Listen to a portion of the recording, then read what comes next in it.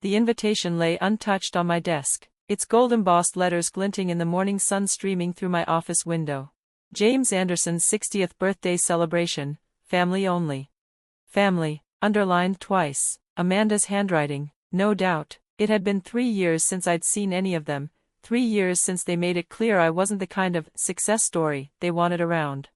Back then, I was building from the ground up, a startup founder in a cramped apartment, pulling 18-hour days. To them, I wasn't ambitious, just embarrassing.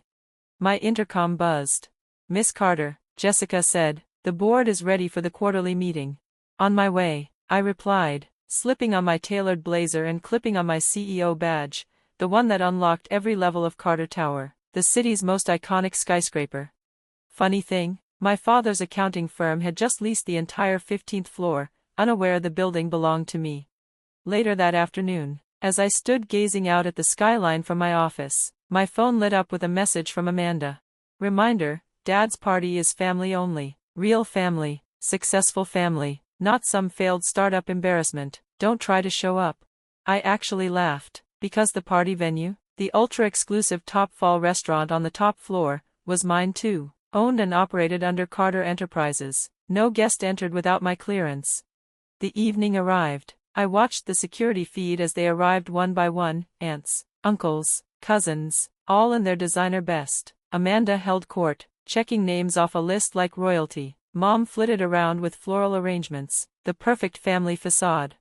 I waited until every last guest had arrived.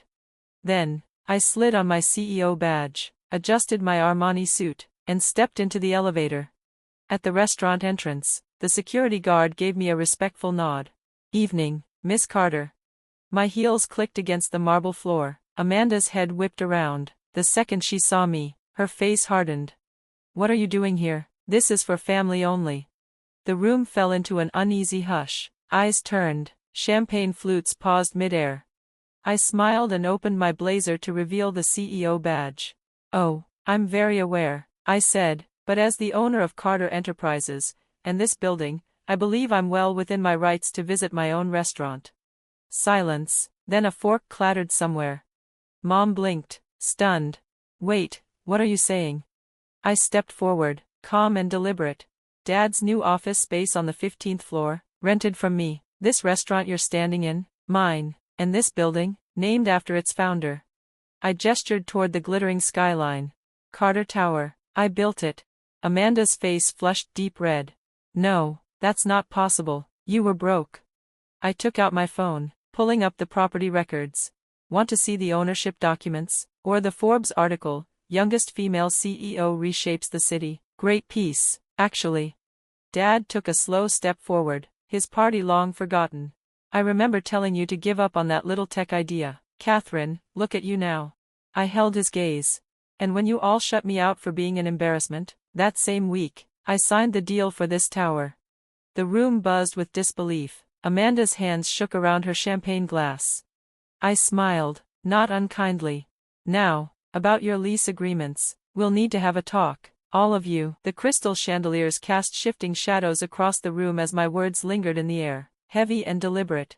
Dad's 60th birthday celebration had quickly morphed into something far more consequential, a shift in power that no one saw coming. "Lease agreements?" Dad's voice cracked. His firm had just spent a small fortune on renovations for the 15th floor. "What about them?" I made my way to the bar, observing how the crowd parted for me like waves. The bartender, my employee, was ready. "Whiskey, neat." I took my time sipping, savoring the burn, and then met his gaze. "Well," I began, drawing out each word, "when Carter Enterprises acquired this building, we established a strict code of conduct for all tenants, professionalism, ethics, and," I let the words hang, "no discrimination or harassment of any kind." Amanda's face drained of color. She was the HR director at Dad's firm, and I had every email she'd ever sent, blocking my clients' applications simply because they were connected to me. "You wouldn't," she whispered. "Wouldn't I?" I set my glass down with a soft clink. 3 years of mockery, exclusion, and active sabotage. Did you really think there would be no consequences? Mom stepped forward, her voice soft but firm. "Catherine, darling, let's not make this a spectacle. We're family." I scoffed. "Family? I let out a bitter laugh, the sound bouncing off the floor-to-ceiling windows. Like when you told the country club I was mentally unstable for choosing entrepreneurship over a corporate job, or when Amanda spread rumors about my failed business to potential investors. I pulled a sleek leather portfolio from my briefcase and laid it on the bar. These are the documented violations: discrimination against my clients, unauthorized subletting, illegal after-hours activities. Should I continue? Dad reached for the portfolio, his hands shaking. His eyes widened as he scanned the pages, realizing just how deep in trouble his firm really was. The penalty for these infractions, I continued, is immediate lease termination, no notice period. The room erupted in hushed chaos. Dad's partners scrambled to make calls. Amanda slumped into a chair, her pristine mask shattered. But, I raised my voice, silencing the room. I'm willing to be reasonable, under certain conditions.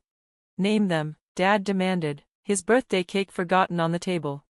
I smiled, slowly removing my CEO badge and placing it on the bar in front of me. First, Amanda resigns as HR director. Her replacement will be chosen by my team. Second, your firm will undergo a full ethics audit, conducted by independent investigators of my choosing. That's outrageous, Amanda shrieked, her voice cracking. You can't dictate how we run our business. Actually, I can, I replied, calm as ever. It's my building, my rules, but feel free to find another grade A office in the business district. I paused, pretending to think. Oh wait. Carter Enterprises owns those too. Mom's makeup began to run as tears welled up in her eyes. Why are you doing this to us? I took a steady breath. I'm not doing anything to you. I'm protecting my interests, my clients, just like you taught me, family first, right? I tilted my head, coolly meeting her gaze. Except now, I decide what family means. I nodded to the security team at the door, my security team. You have until Monday. Accept my terms, or start packing your offices. As I turned to leave, Dad called out, wait, what about my party? I paused, glancing back at the extravagant decorations, the gourmet food, and the endless champagne. Enjoy it, I said, a smile playing at my lips. Consider it a farewell party, if you choose not to comply. I let the words settle before adding. Or, it could be a new beginning, your choice. The elevator doors opened silently as I stepped inside. As they began to close, I caught one last glimpse of my family's stunned faces. My phone buzzed. Another text from Amanda. You'll regret this. I typed back, quick and decisive. Check your email, your termination letter is already there. The elevator descended, and I allowed myself a small smile. Tomorrow's board meeting was going to be a game changer. We had bigger plans for the 15th floor. A technology incubator for startups, a place where dreamers could thrive, the kind of place I never had the chance to build in my family's world. Sometimes, the best revenge isn't just success. It's using that success to reshape the world that once rejected you. Monday arrived with a flood of desperate emails and phone calls. Jessica, my assistant, had already filtered out 30 frantic messages from various family members. Miss Carter, her voice came through the intercom. Your father and sister are in the lobby, security reported. Your mother is trying to access through the parking garage. I glanced at the security feeds on my tablet. Dad looked disheveled, his usually crisp suit now wrinkled. Amanda had traded her designer heels for flats, dark circles beneath her eyes betraying a sleepless night. Mom was arguing with the parking attendant, waving what looked like old family photos in his face. Send Dad and Amanda up, I instructed. Escort Mom to the main lobby. As I waited, I scanned the documents on my desk, Amanda's termination papers, the lease violation reports, and the new proposal for the startup incubator. 3 years of meticulous planning had brought me to this moment. They entered my office like chastened children, nothing like the proud, defiant people from the party. Amanda couldn't meet my gaze, her eyes glued to the floor.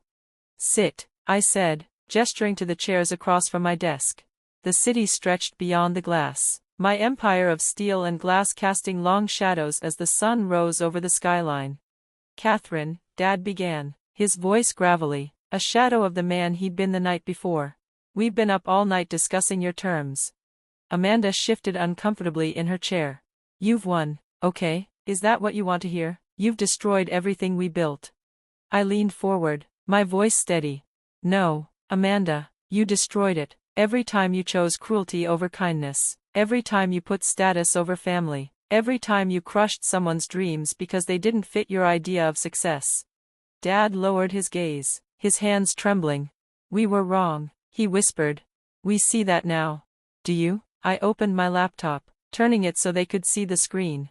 These are recordings from your board meetings over the past year, I said, my voice cold and unwavering. Discussions about underpaying staff, manipulating client accounts, blocking competitors through unethical means. Is this really how you see the error of your ways? Their faces went ashen as they recognized their own voices, their laughter echoing in the room as they plotted their schemes. How did you get these? Amanda demanded, her voice rising. I own the building, remember? I said, my tone biting. Every meeting room is monitored for security purposes. It's in the lease agreement, the one you apparently didn't read. Dad sank into his chair, defeated. What do you want from us? Real change, I replied, my eyes locked on his. Starting with this. I handed them each a folder. Inside, you'll find your options. They opened the folders slowly, their hands trembling. Amanda's breath caught as she read. Option 1, I explained, you leave, take your severance, sign the NDAs, and you're banned from ever working in the city's financial sector again. Option 2, I let the words hang in the air, savoring the moment. You stay, but under completely new management, ethical oversight, a focus on helping small businesses grow. Amanda opened her mouth to object, but Dad stopped her, his voice surprisingly calm. We'll take option 2. I smiled, my eyes flicking to the door. Good choice. I pressed the intercom. Jessica, send in the new management team.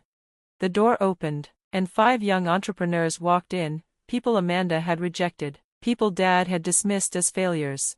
Now, they were successful CEOs in their own right, partners in my vision for a new, ethical approach to business. Meet your new board of directors, I announced. They've been where I was, underestimated, dismissed, and written off, but they've succeeded. They'll teach you what true success looks like. The weight of their new reality was starting to sink in. I stood, ready to leave them to their fates. One more thing, I added, turning toward the door. Mom can come up now, she has paperwork to sign too. What paperwork? Dad asked, his voice tight. The country club membership transfer, I said, smiling coldly. Since you won't be needing it anymore, I'm converting it into a networking space for startup founders. Seems fitting, don't you think? The shock on their faces was priceless, their final hold on their social status slipping away. But in their eyes, I saw something new. Understanding, maybe even respect. Welcome to the real world of business, I said, my voice calm but firm. Where success isn't about who you look down on, but who you lift up. As they left my office, heads bowed, I turned to the window. The sun was rising over the city, casting long shadows from the towers I owned. Sometimes the best revenge isn't destroying your enemies, it's forcing them to become better people. The intercom buzzed one last time. Miss Carter, the startup incubator architects are here with the final plans. I smiled. Time to build something new. Something better. Something that would give other dreamers the chance I never had from my own family. After all, true power isn't about sitting in the highest office. It's about changing the game for everyone who comes after.